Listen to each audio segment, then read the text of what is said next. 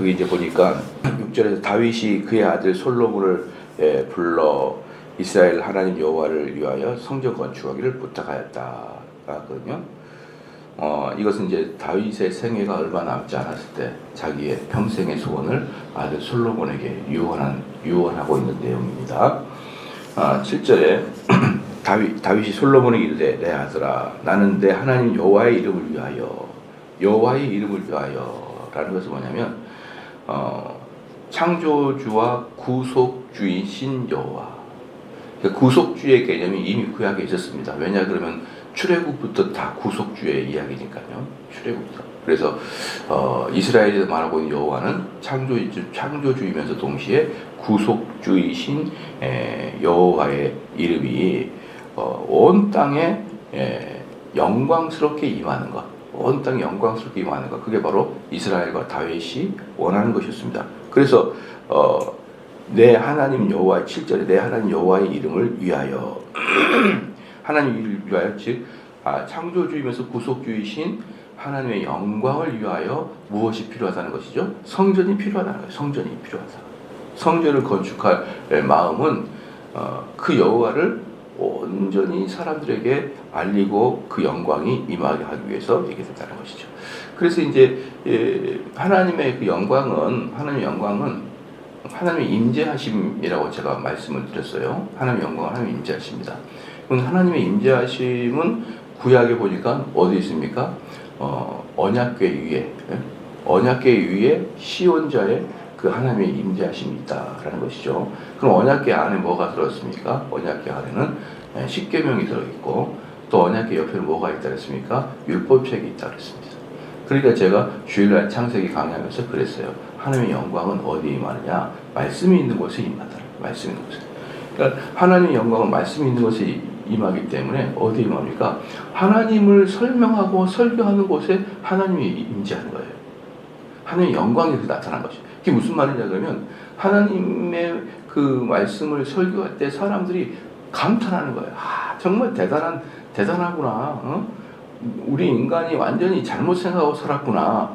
이런 것들을 하나님 말씀을 들을 때 탐복하면서 듣게 되거든요. 그게 영광이라고요. 그게 하나님의 영광이라고. 그럼 이 일을 위해서는 당연히 뭐가 필요합니까? 말씀을 강론할 수 있는 성전이 필요한 거예요. 성전이. 그러니까 다윗에게 말해지는 것은 뭐냐면 그 하나님의 말씀이 있고 그 말씀이 가르쳐주고 선포되어지고 해석되어지는 곳인 하나님의 성전이 필요하고 그것은 하나님의 말씀이 존귀하고 고귀한 것처럼 성전도 존귀하고 고귀하게 아름답게 진다라는 의미로 성전을 그렇게 화려하게 지었던 것입니다. 그 다음에 8절에 여호와의 말씀이 내게 임하여 이르시되 너는 피를 심히 많이 흘렸고 크게 전쟁하였느니라. 네가 내 앞에서 땅에 피를 많이 흘렸은지 내 이름을 위하여 성전을 건축하지 못하리라. 그러니까 지금 다윗에게는 여러분들이 잘 알다시피 너무 전쟁을 많이 해가지고 손에 사람을 죽인 피가 많이 흘렸다. 그러면은 이게 다윗이 죄를 진 거냐? 절대 그렇지 않죠. 왜 다윗이 죄를 진 게 아니냐 그러면요. 다윗보다 먼저 여호와 하나님이 그 전쟁을 수행하셨으니까. 그 전쟁의 수행은 여호와 하나님 하셨으니까. 그 제가 대표적으로 뭐라고 했습니까? 다윗의 이름만 들어도 사람들이 벌벌 떨도록 하나님이 주변 사람들을 만들어놨단 말이에요. 다윗의 이름만 들어도. 그러니까 그 전쟁을 수행하는 것은 하나님이 먼저 전쟁을 수행했고 그리고 그 다음에 다윗이 쫓아다니면서 하나님이 이미 그들의 마음을 흔들어 놓은 곳을 다윗이 그냥 어때요? 땅 따먹기 하듯이 그냥 자기 걸로 가져온 거예요. 땅 따먹기 하듯이. 그렇기 때문에 그 전쟁은 다윗이 한 게 아니라 여호와의 전쟁이었던 거죠. 그러니까 다윗이 전쟁을 통해서 손에 피를 많이 흘린 것은 죄다라고 표현할 수 없죠. 왜? 그건 하나님 하셨으니까. 죄가 아니죠. 전혀. 죄가 아니고 다윗에게 주어진 엄연한 의무를 다윗은 충실히 다했던 거죠. 그러면 왜 도대체 다윗의 뭐라 그럴까요? 다윗의 너보다는 그냥 아들한테 넘기면 좋겠다라고 좋은데 왜 너가 피를 많이 흘렸고 피를 많이 흘렸다는 건 뭐예요? 너로부터는 평안이 없다라고 그 말이거든요. 왜 그랬냐 그러면요. 그게 거기까지가 다윗의 업무고 솔로몬의 업무는 평화로운 성전을 짓는 게 업무이기 때문에 그런 것이죠. 쉽게 말하면은 하나님은 어떤 사람에게 계획하심이 한계가 있어요. 한계가. 그러니까 쉽게 말하면은 성전의 건축을 다 하고 이스라엘의 참된 평화가 임하는 것은 하나님께서 솔로몬 때를 계획한 거예요. 솔로몬 때를. 즉 하나님께서는 다윗 너 때는 샬롬 할 수 있는 평강을 너 때까지는 주지 않는다는 것이. 그 대신 너가 그 평강을 이룰 수 있는 모든 것을 네가 이뤄내라 라는 것이죠. 바로 그 부분에서 다윗이 예수님의 예표가 되는 것이죠. 왜 그렇습니까? 우리 주님께서 이 땅을 사실 때 뭐 얼마나 평강하셨습니까? 그렇잖아요. 항상 고난받고 항상 채찍질 당하고 십자가를 당하신 그 하나님께서, 예수님께서 이 땅에서 뭐가 평안했겠습니까? 그러나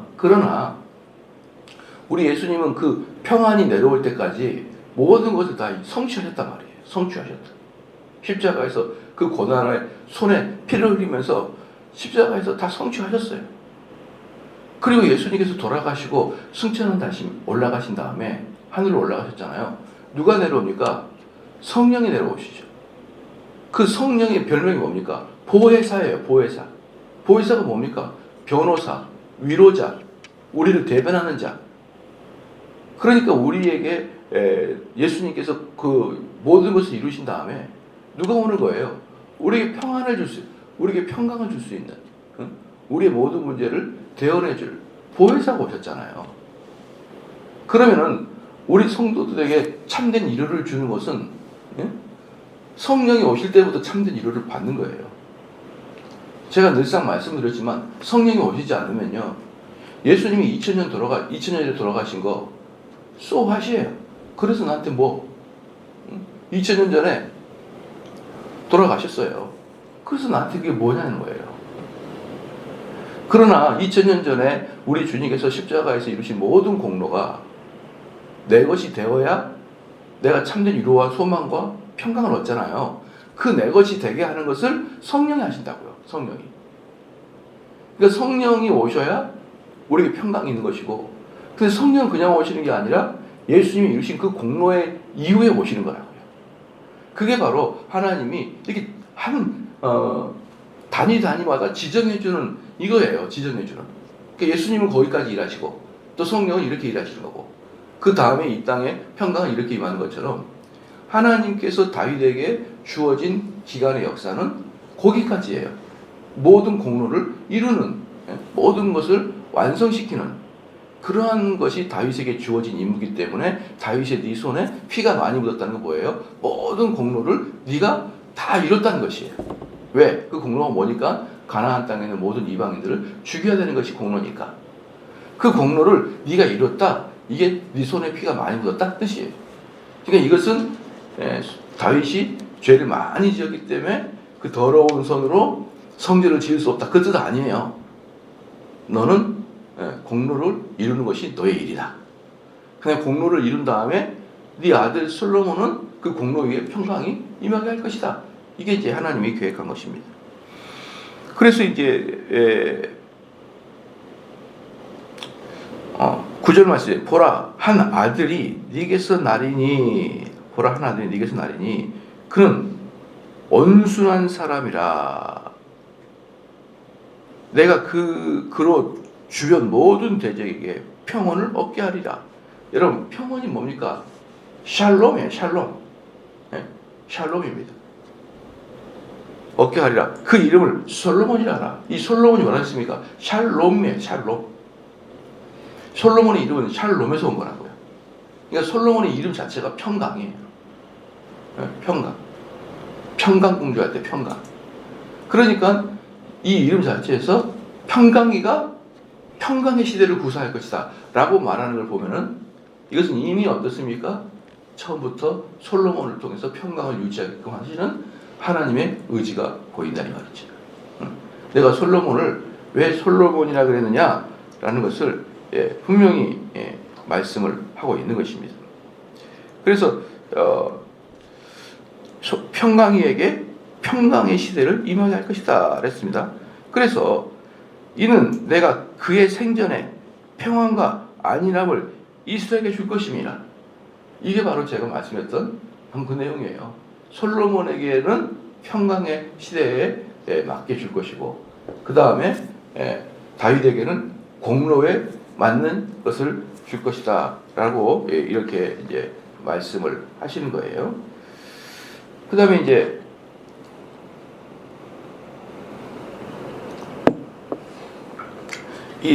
여기서 보면은 또한 다윗은 예수님 모형이기도 하지만 또 다윗은 모세를 완성시킨 자이기도 합니다. 모세의 궁극적인 모형이기도 해요. 왜냐 그러면 다윗과 모세는 공통점이 있습니다. 무슨 공통점이냐면은 모든 공로를 완성한 자입니다. 모든 공로를 완성한 자이지만 궁극적인 장소로는 들어갈 수 없는 자였어요. 모든 공로를 완성한 자지만 궁극적인 장소에는 들어가지 못한 자였죠. 모세는 어디 못 들어갔습니까? 가나안 땅에 못 들어갔어요. 모세는 출애굽을 한 다음에 그의 온전한 사역은 광야에서 이스라엘의 기틀을 마련했습니다. 율법을 마련했고 이스라엘을 40년 동안 광야에서 돌면서 이집트에 있었던 모든 더러운 것을 빼내는 작업을 광야에서 다 했고, 이스라엘 백성의 기틀이 완성되게끔 모세는 전부 다 만들어놨습니다. 그리고 모세는 어때요? 가나안 땅에 들어가지 못했습니다. 다윗도 그랬죠. 다윗도 똑같습니다. 또 그렇습니다. 그 두 명의 후계자가 누굽니까? 여호수아죠. 여호수아가 뭡니까? 그 이스라엘의 모든 기틀을 마련한 모세의 공로 위에 가나안 땅에 들어가는, 원래 목적지인 가나안 땅에 들어가는 그런 샬롬의 상태로 들어가는 사람이 여호수아였죠. 솔로몬도 여호수아에 똑같습니다. 다윗이 이루는 모든 공로 위에 샬롬을 이뤘죠. 그러니까 이 두 개의 패턴은 똑같은 거예요. 모세와 여호수아는 다윗과 솔로몬의 관계다라고 보면 됩니다. 그래서 이 다윗 스스로가 자기가 모세랑 똑같다는 것을 이 말씀에서 보여주고 있습니다. 보십시다.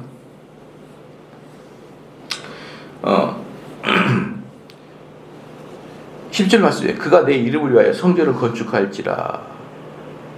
그는 내 아들이 되고 나는 그의 아버지가 되어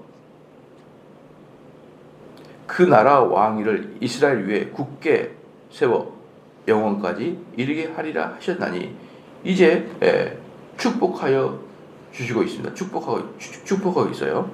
그 다음에 이제 내 아들아, 여호와께서 너와 함께 계시기를 원하며 네가 형통하여 여호와께서 네게 대하여 말씀하신 대로 내 하나님 여호와의 성전을 건축하라, 이렇게 나와 있잖아요. 이게 정확하게 모세가 여호수아에게 했던 축복이에요. 모세가 여호수아에게 했던 축복이 바로 11절 말씀입니다. 신명기 31장 나와있습니다.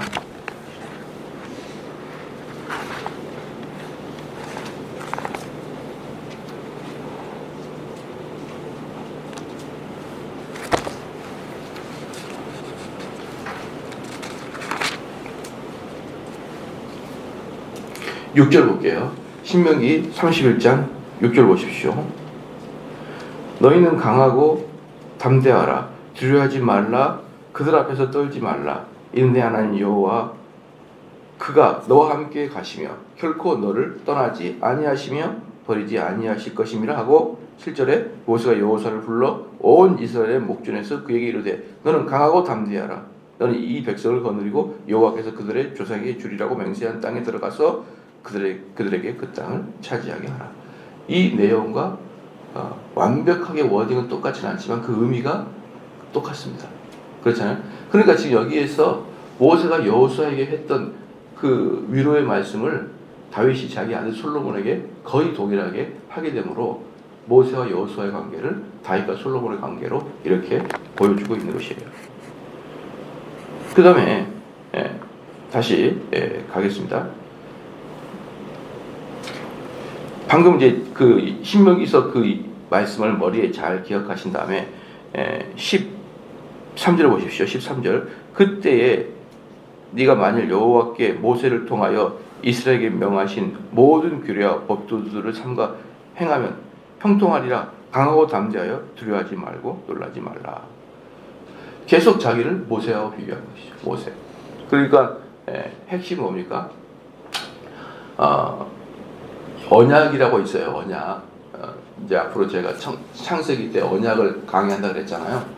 언약이라는 게 있는데 그 언약이 성경은 하나님과 인간의 대표와 언약의 관계가 성경이에요. 그래서 구약이라 그랬고 신약이라 그랬잖아요. 옛날 약속, 옛날 언약, 새 언약 이렇게 하거든요. 새 언약이 신약이에요. 그러면은 구언약은 뭡니까? 구언약은 아담과 하나님의 관계 언약입니다. 이걸 행위 언약이라고 그러거든요. 아담과 하나님의 언약. 네가 선악과를 먹지 않는 날은 영원히 살게 되는 그 언약. 그 먹지 마라 선악과. 먹는 날은 영원히 죽을 것이다. 이런 언약. 그 다음에 그 언약 다음에 누구의 언약이 나옵니까? 노아의 언약이 나와요. 노아의 언약. 내가 너희를 다시는 물로 멸하지 않겠다는 노아의 언약이 나옵니다. 그렇죠. 그럼 노아의 언약이 있는 다음에 쭉 살아오다가 시내산에서 모세 언약 또는 시내산 언약이 있습니다. 시내산 언약이 있어요. 그렇죠. 그 다음에 시내산 언약이 있는 다음에 죄송합니다. 시내산 언약 앞에 누가 있냐면 아브라함의 언약이 있어요. 아브라함. 하나님과 아브라함의 언약이 있습니다. 노아 언약 다음에 아브라함 언약. 아브라함 언약 다음에 모세 언약이 있어요. 모세 언약. 모세 언약을 시내산의 언약이라고 합니다. 이렇게 인류의 대표를 하나님과 언약을 맺어요. 아브라함이 뭐라 합니까? 내 말에 순종하면 하늘의 별과 땅의 모래알처럼 네 자손을 심히 창대하게 하겠다. 이게 아브라함의 언약이잖아요. 그래서 동물 사이로 아브라함과 하나님의 언약을 맺고 횃불을 지나가고 그 다음에 모세 언약이 뭡니까? 그 다음에 모세 언약은 뭐냐면 요 앞에 있었던 아담 언약, 노아 언약, 아브라함 언약보다 훨씬 중요한 게 모세 언약이에요. 왜 훨씬 중요한 모세 언약입니까? 그게 성문화되어 있으니까. 응? 성문화되는 게 모세 언약이에요. 그러니까 실질적으로 여러분 세계를 창조할 때의 느낌은 아담이 대표지만, 그죠? 아담과 노아가 세계의 대표지만 아브라함부터는 민족적인 이스라엘 대표가 아브라함이에요. 그렇잖아요. 민족적 이스라엘 대표가 아브라함입니다. 그럼 모세는 뭐냐? 성문화된 정치적, 법적 제도를 만든 게 이스라엘 제도를 만든 게 모세예요. 모세. 그러니까 모세 언약은 우리로 말하면 헌법, 제헌절이라고 말할 수가 있어요. 그게 모세 언약입니다. 그리고 모세 언약 다음에 다윗의 언약이에요. 다윗의 언약이 구약에서 모든 이스라엘에게 하나님 주셨던 그 언약의 최종점이 다윗의 언약이에요. 왜? 하나님 주시기로 했던 땅을 다윗에게 다 줬으니까. 하나님이 아브라함에게 땅을 준다 그랬잖아요. 땅을 아브라함에게 준다 그랬고 그 다음에 모세에게도 땅을 준다 그랬어요. 가나안 땅에 들어가게 하겠다. 근데 그것의 완성이 뭡니까? 다윗 때 다 만들었잖아요. 구약의 모든 예언의 언약의 완성은 다윗 때 들어간 것입니다. 그러니까 구약은 어때요? 구약의 정점은 누가 있습니까? 다윗에게 딱 찍혀 있는 거라고요. 구약의 정점은. 그게 바로 다윗의 언약입니다. 그리고 이게 신약에 넘어와서는 예수님과의 관계에서 히브리서에 뭐라고 하냐면 새 언약을 주겠다 그랬어요. 그래서 예수님과의 관계를 새 언약이라고 하기 때문에 그 새 언약을 기점으로 신약이라 이렇게 표현하게 된 것이죠. 그래서 제가 이 언약 시리즈를 그래서 창세기 본론에 들어가기 전에 이 언약 시리즈를 제가 쭉 다 말씀을 해드리겠습니다. 그런 언약의 틀로 여러분이 성경을 봐야지 성경이 하나님이 우리에게 주시고자 하는 본래의 뜻을 접근하는데 그 언약의 개념을 모르면 그냥 그때그때 이렇게 은혜 받고 말아요. 이 말씀이 나에게 참 은혜가 됐다. 그래가지고 뭔가 빨간 펜을 치고 펜카페를 치고 그러는데 머릿속에 언약 사상이 하나도 없어요. 그런 사람은 어떤 거예요? 그냥 본문만 읽고 거기서 나오는 감동만. 그것은 성경이 하나님이 성경을 통해서 여러분에 주시고자 하는 그 메시지에 반도 못 가져가는 거예요. 반도 못 가져가는 거예요. 왜? 언약이란 맥을 못 잡고 가니까. 그렇죠. 그 언약의 정점이 누가 있는 거예요? 구약에 다윗이 있어요. 근데 그 다윗이 자기 스스로를 누구랑 비교합니까? 모세랑 비교하잖아요. 그 모세와 다윗은 뭐예요? 언약의 정점에 있는 사람들이잖아요. 그러니까 언약의 당사자다라는 것을 여기서 보여주면서 그 다윗이 모세와 빗대어서 자기를 이야기하면서 솔로몬에게 여호수아에게 했던 소리를 똑같이 하면서 나는 제2의 모세다라는 것을 분명히 여기서 보여주고 있는 것입니다. 이제 그러면서 방금 11절 다시 한번 읽을게요. 이제 내 아들아 여호와께서 너와 함께 계시기를 원하며 네가 형통하여 여호와께서 네게 대하여 말씀하신 대로 내 하나님 여호와의 성전을 건축하며 12절에 여호와께서 네게 지혜와 총명을 주사 네게 이스라엘을 다스리게 하시고 내 하나님 여호와의 율법을 지키게 하시기를 원하노라. 뭡니까? 언약이 뭔가요? 언약은 하나님의 말씀을 지키는 게 언약이에요. 이렇게 하나님께서 이렇게 복을 줄 테니까 너는 이것을 지켜라. 이게 바로 이 말씀도 노아 모세가 여호수아 때 했던 말이에요. 주야로 말씀을 지켜라. 주야로 말씀 지켜라. 이게 모세가 여호수아 때 했던 소리를 똑같이 다윗이 솔로몬이 하게 되면서 뭡니까? 너는 이제는 뭐가 필요하다? 용기와 싸움과 실력이 필요한 게 아니라 뭐가 필요하다는 것이에요. 지혜와, 그렇죠? 지혜와 총명이 필요하다. 왜 지혜와 총명이 필요할까요? 이제는 샬롬의 시대 때는 네가 대적과는 싸울 일이 아니라 이 나라를 평강으로 이끌라 그러면 그 어떤 장수와 같은 모습이 아니라 뭐가 필요하다는 것이죠. 샬롬이 필요하다라는 것이죠. 그래서 저는 이제 우리 재밌죠. 이 역사를 보면서 또 한국사를 보면서 정말 이 나라가 이런 식으로 지금 국민들 간에 첨예하게 대립되지 않으려 그러면 진짜 정치인들 정신 똑바로 차려야 됩니다. 정말 정신 똑바로 차려야 돼요. 왜 정치인들이 똑바로 정신 차려야 되냐면요. 여러분 6.25가 끝난 다음에 만약에 생각을 해보십시오. 6.25가 끝나자마자 문민정부 즉 김영삼이나 김대중이나 그 다음에 있었던 이런 대통령들 그때부터 문민정부를 하거든요. 그런 사람이 6.25 끝나자마자 우리나라 대통령 됐으면요 우리 북한한테 잡혀 먹었습니다. 잡혀 먹었어요. 그러니까 하나님께서는 그에 맞는 지도자를 보내신 거예요. 왜 6.25가 되기 즈음에 이승만이 있었고 그 다음에 박정희가 있었고 그 다음에 전두환이 있었고 왜 이런 식으로 있느냐. 만약에 그 당시에 만약에 전두환 당시 때 한번 생각을 해보십시오. 지금의 우리 문민정부처럼 이렇게 해가지고 뭐라 그럴까요? 민주화를 했다. 민주화를 했다. 그러면 말이에요. 그래서 많은 회사에 노조가 활성화가 됐다. 지금 노조가 어마어마하잖아요. 현대차가 한국서 거의 평균 연봉이 1억인 거 아십니까? 현대 직원들이. 그 공장에서 일하는 직원들이 거의 1억이에요. 그런 것들이 만약에 전두환 당시 때, 박정희 당시 때 그때 노조가 있었고 민주화가 있었다. 그러면 삼성, 현대, LG 없습니다. 이미 까 뒤집어 버렸을 거예요. 그러니까 역사의 흐름 속에서는요. 그때는 육사 나오는 애들이 정권을 잡을 때였어요. 그때는 문민화가 되면 안 되고 육사 나오는 애들이 정권을 잡아가지고 강력하게 끌고 갔었어야 돼요. 너희들 우리 민주화에 한 대 때려가지고 조용히 해. 이러면서 강력하게 끌고 갈 수 있는 사람들이 군인 출신들이 나올 수밖에 없는 시대가 6.25 끝난 다음에 그 80년대까지예요. 그 다음에 어느 정도 사회가 안정되니까 그 다음에 육사 나온 애들이 아니라 주로 누가 지금 대통령이 되고 있습니까? 법대 나온 애들이 대통령 되고 있잖아요. 옛날에는 출세길이 육사를 했다면 지금 서울법대나 고대법대를 통해서 나온 애들이 정치권에 짱짱하게 있잖아요. 이건 뭐면 지금은 예를 들어 지금 뭐라 그럴까요? 정권을 잡고 있는 사람 대부분의 국회의원이나 이 사람들은요 30% 이상이 법조인들입니다. 거기에 무슨 지리학과 나온 애들이나 윤리학과 나온 애, 무슨 국문학과 나온 애, 역사 누가 있어요? 거의 없어요. 공대 나온 애, 의대 나온 애 이런 사람 거의 없다고요. 거의 대부분 뭡니까? 법대 나온 애들이에요. 그러니까 사회가 혼란할 때는 군부가 잡는 것이고, 사회가 안정되려면은 이 나라를 두루두루 살필 법을 아는 사람들이 지도자가 되는 것은 역사의 흐름이에요. 그러면은 지금 정치인들은 어떻게 해야 됩니까? 그냥 과거에 독재했다고 막 미워 죽겠다고 그러지 말고, 그 시대는 그 시대에 맞게 하는 것이고, 이 시대는 이 시대에 맞게, 이렇게만 정치인들이 해준다 그러면 지금 이 나라가 이렇게 양쪽이 분열돼가지고 난리가 나겠습니까, 여러분? 이놈의 정치인들 생각만 해도 죽겠네.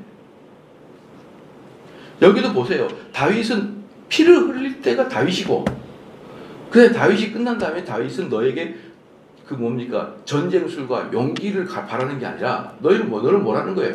지혜와 총명이 이제 있는 시대대. 다윗도 당연히 지혜와 총명이 있죠. 근데 다윗은 그 앞에 뭐가 있어요? 산전수전을 다 겪은 장군이잖아, 장군.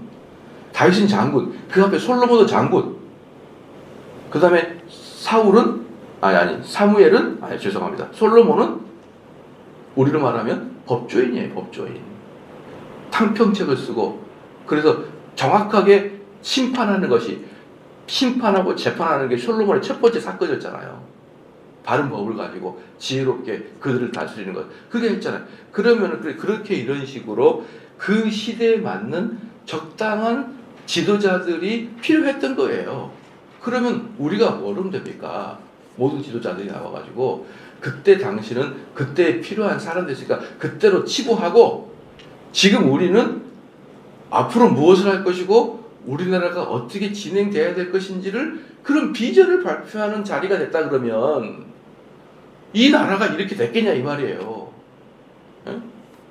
엄마 아빠가 싸우니까, 엄마 아빠가 싸우고 엄마 아빠가 이혼하니까 자식들은 둘 중에 하나를 따라가야 되지 않았습니까? 자식이 뭐가 죄가 있다고. 둘이 이혼하고 둘이 싸우니까 둘 중에 한 편을 들어야 되는 게 자식이 운명이잖아요. 그것처럼 이렇게 정치인 둘이가 대등하게 싸우고, 한 놈은 친일파라 그러고 한 놈은 공산당이라 이러면서 둘이가 팍 싸워버리니까 국민들은 둘 중에 하나 끌려가야죠. 누구를 찍어요? 예? 당군을 찍을 거예요? 아니면 어떻게 김유신을 찍을 거예요? 없잖아, 그러자. 없잖아요. 둘 중에 어차피 하나를 찍어야 되잖아요. 근데 둘이가 서로 과거에 이렇게 했다. 그럼 만약에 솔로몬 시대 때 사람들이 모두 앉아가 다윗 시대 때는 죽였고 다윗 시대는 밥도 못 먹고 막 이런 식으로 다윗을 공격한다 그러면 하나님이 다윗을 쓰시는 그 이유와 그 시간과 기간들이 있다 이 말이에요. 저는 제발 좀 정치인들이 자기 표를 얻기 위해서 이렇게 국민을 둘로 갈라치기 좀 안 했으면 좋겠어요. 제가 정말 안타까운 게 그거예요. 니네들이 뭔데 도대체 한국을 이렇게 두 개로 쫙 갈라놨냐 이 말이에요. 뭔데? 예? 지난번에도 제가 말씀드렸지만 여러분 손양호 목사님이 어디 사람입니까? 경북 의성인가 그래요. 손양호 목사님 경북 의성 사람이에요. 그래서 그 사람이 어디서 순교했어요? 전라도 여수에서 순교했어요. 여수가 목회지라고요. 그러니까 그때만 해도요. 손양호 목사님 때만 해도 경상 사람이 전라도에서 목회하고 전라도 사람이 경상도에서 목회했어요. 지금은 못해요. 지금 경상도 본적까지 전라도 목회 못합니다. 대구는 심지어 대구 사람만 들어가서 해요. 이렇게 됐습니다, 여러분. 이렇게 단 몇십 년 만에 1세기도 지나지 않아서 철저하게 지역 감정을 나누는 게 누구예요? 저놈의 정치인들이잖아요. 저는 정말 그 정치인들의 이 자기들의 제일 여러분 표를 얻기 쉬운 게 뭔지 압니까? 쟤네가 우리 때렸단다, 우리끼리 뭉치자. 제일 표가 얻기 쉬워요. 그러니까 여러분 자꾸 지역 감정을 조장하는 게 이 정치인들이라고. 그렇기 때문에 저는 누차만 하지만 그 나쁘고 더럽고 추한 정치인들 때문에 여러분 이번 설날 가서 싸우지 말라고요. 걔네들이 무언데 우리 가족을 갈라는 싸움의 대상이 그 주인이 돼요? 되지도 않는 깜들이. 차라리 정대호 목사 때문에 갈라치기 하고도 몰라. 정대호 목사가 맞다 이래가지고 싸움은 의미나 돼 있잖아. 근데 그 사람들은 자기 대통령 되려고 저렇게 국민들을 둘로 나눠놨는데, 그거 나눠가지고 자기들끼리 또 가가지고 이번에 전 굽다가 이제 며느리 한 대 때리고 그러면 안 되는 거예요. 이 며느리한테 누구 찍을래? 이렇게 해가지고 묻지도 말아요, 그런 거. 그런 것은 정말 그 사람들은 어차피 우리가 마음속에 찍을 사람은 있어요. 찍을 사람 있는데 그걸 굳이 표현해가지고 우리가 싸울 만큼이나 위대한 자들이 아니다. 위대한 자. 제가 늘상 얘기합니다. 일제시대 말만 해도요, 응? 전라도 경상도 이렇게까지 안 그랬습니다. 어떤 사람이 그래요. 백제신라부터 나는 천만의 말씀이에요. 천만의 말씀, 만만의 공덕이에요. 조선시대까지, 조선 말기까지 이렇게까지 갈라치기 안 했어요. 그리고 실질적으로 언제부터 했냐면 현대 역사가 시작되면서부터 이렇게 완전히 나눠지기 시작했어요. 그래서 제가 아까도 얘기했지만 초창기 초대 교회, 우리나라 교회는요, 지역과 상관없이 목사들이 전국을 다 다녔어요. 전국을. 근데 어느 순간부터인가 전라도는 전라도 목사만, 경상도는 경상도 목사만, 이렇게 딱 나눠지기 시작한 게 제가 어릴 때부터 그렇게 나눠져 버렸어요. 못 가요. 이제 그때부터는. 못 갑니다. 아무리 그 사람이 설교를 잘하더라도 전라도 본적 가지고 대구 가서 목회 못합니다. 지금. 어때요? 여러분, 이런 식은 뭡니까? 역사를 역사답게 보지 못하고 지금의 시각으로 역사를 판단하면서 그때 그 사람이 이게 나빴다, 맨날 나빴다, 누구 독재다, 누구 죽였다, 이것만 이야기하고 있으니까 발전있는 거예요. 여기서 보면요, 그 시대에 맞게 하나님은 어떤 데는 장구를 줬고 또 어떤 데는 지혜가 많은 법조인을 줬고, 그리고 지금 한국도 비슷하고, 그래서 우리는 지금 열심히 살아가는 게 중요해요. 우리가 앞으로 대한민국이 무엇을 먹을까를 생각하는 게 중요한 거예요. 그냥 미워하지 말고 가슴을 찢고 막 우리가 화합해 나가야 되는 걸 꼭 기억하시기를 주님 축원합니다. 기도하시겠습니다. 그리고 광고 하나 할게요. 명절날은 쭉 쉬겠습니다. 새벽 예배 쉬겠고, 목요일날 목금 이렇게 새벽기도 목요일날 하겠습니다. 월화수는 명절에 쉬시기 바랍니다. 기도하시겠습니다. 하나님 아버지, 다윗의 시대는 다윗의 시대가 있으며 솔로몬의 시대는 또한 솔로몬이 해야 될 시기가 있다는 것을 이렇게 알게 하여 주심을 감사합니다. 하나님 아버지여, 모든 역사와 시기는 하나님이 정하시기 때문에 우리는 그 안에서 충성을 다하고 최선을 다할 수 있도록 하나님 역사하여 주시옵소서. 하나님 또한 다윗 스스로가 모세와 같다고 여길 만큼 그 언약의 정점에 있다는 것을 잘 알게 하여 주시옵고, 우리가 하나님과의 관계에서 하나님 우리에게 약속을 하시고 우리 그 약속을 지키는 그 언약의 관계가 흐트러지지 아니하도록 하나님 인도하여 주시옵소서. 감사드리며 예수님의 이름으로 기도하옵나이다. 아멘.